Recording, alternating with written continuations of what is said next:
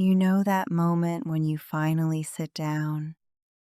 Maybe you've poured yourself a cup of tea, or you've collapsed onto the couch after dinner. Your body is still, your hands are empty. To anyone watching, you're resting. But inside your head, it's a different story entirely. My tea goes cold while my thoughts stay hot. Because sitting down doesn't mean stopping. Not for us. Not for mothers. Not for wives. Not for the women who run households that would fall apart without us, even though no one seems to notice we're holding it all together. This is about the invisible labor that never stops, even when our bodies do. I'm sitting on the couch, and my partner asks, "What are you thinking about?" And I laugh. Because where do I even start? I'm thinking about the conversation I need to have with my husband, the bills that need checking this weekend, the forms I need to fill out for school, the house that never really feels caught up, the quiet feeling that I'm always one step behind. My shoulders are tight even though I'm sitting down. I'm running through a list that never ends. A list that no one else seems to see or remember. A list that exists only in my mind, but somehow keeps the entire household functioning.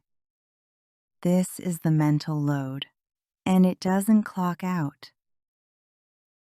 Somewhere along the way, I became the project manager of our family. Except no one hired me. No one pays me. And no one seems to realize it's a full-time job.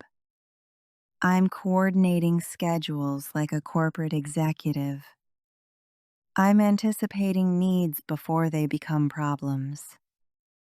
I'm keeping track of who needs what, when, and how. I'm the one who remembers that the car registration is due, that we need to RSVP to that birthday party, that the dog needs his vaccinations. My mind is a spreadsheet that never closes. And when I'm sitting down, I'm not resting. I'm still managing, still planning, still holding every detail of our lives in my head. Here's what they don't tell you about being a mother, a wife, a woman who runs a household. You develop a sixth sense for disaster. I can't just sit and watch TV. I'm listening for the sound of my kid coughing, watching the clock to make sure homework gets done, calculating how many hours until bedtime and whether there's enough time to give baths. My ears are always half-tuned to another channel. I'm always 3 steps ahead, anticipating what could go wrong and planning how to prevent it. It's exhausting work, this constant vigilance. And it happens entirely in my head, invisible to everyone around me. This is anticipatory labor, and it never, ever stops.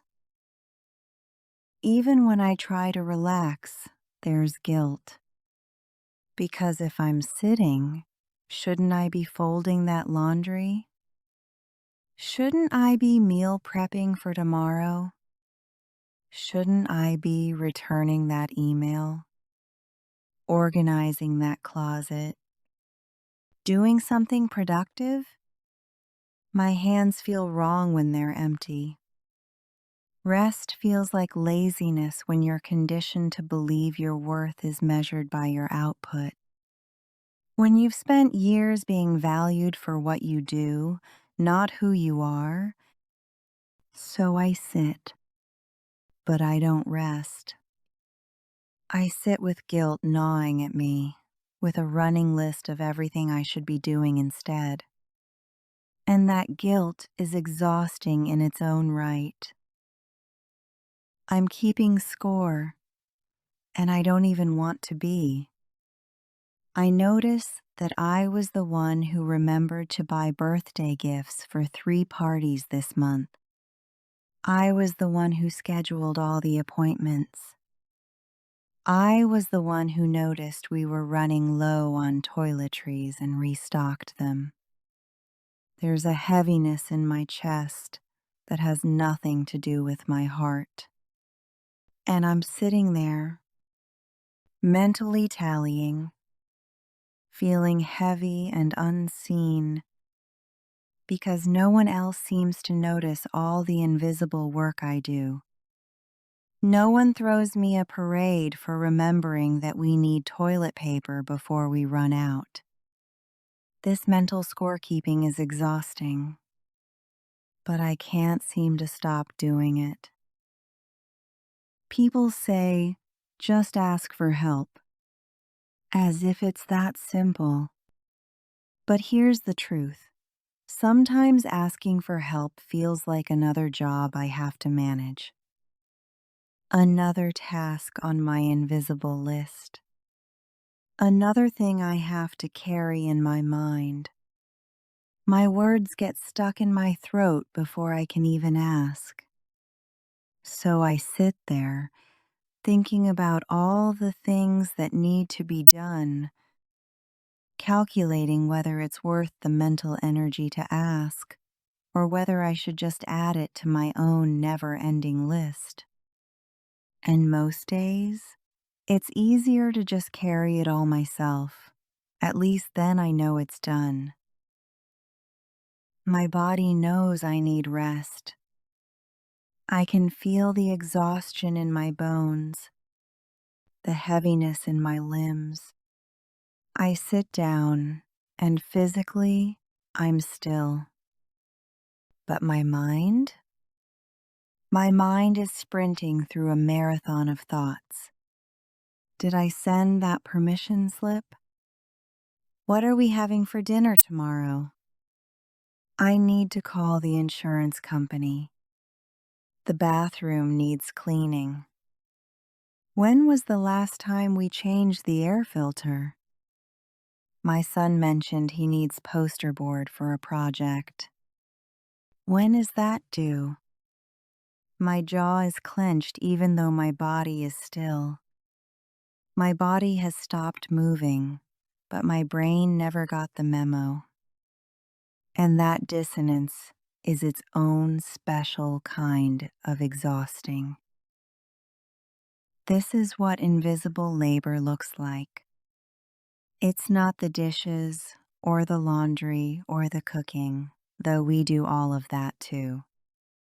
It's the constant mental load, the emotional labor, the planning and anticipating and remembering. It's holding space for everyone else's needs while our own get pushed to the bottom of an endless list. My mind is a house where the lights never turn off. It's sitting on the couch, looking like we're resting, while inside our heads we're running a race with no finish line. And the most exhausting part? No one can see how heavy this weight is, because we carry it all in our minds. So here's what I'm learning, slowly, painfully. I need to give myself permission to actually rest, to sit down and let my mind sit down too, to let some things wait, to accept that not everything on my mental list is urgent, to understand that my worth isn't measured by my productivity or my ability to anticipate everyone else's needs, to feel my breath slow down, finally. I'm learning that rest isn't selfish. It's necessary. And maybe, just maybe, if I start treating my own rest as important, others will too. Because we can't pour from an empty cup, and we've been running on empty for far too long.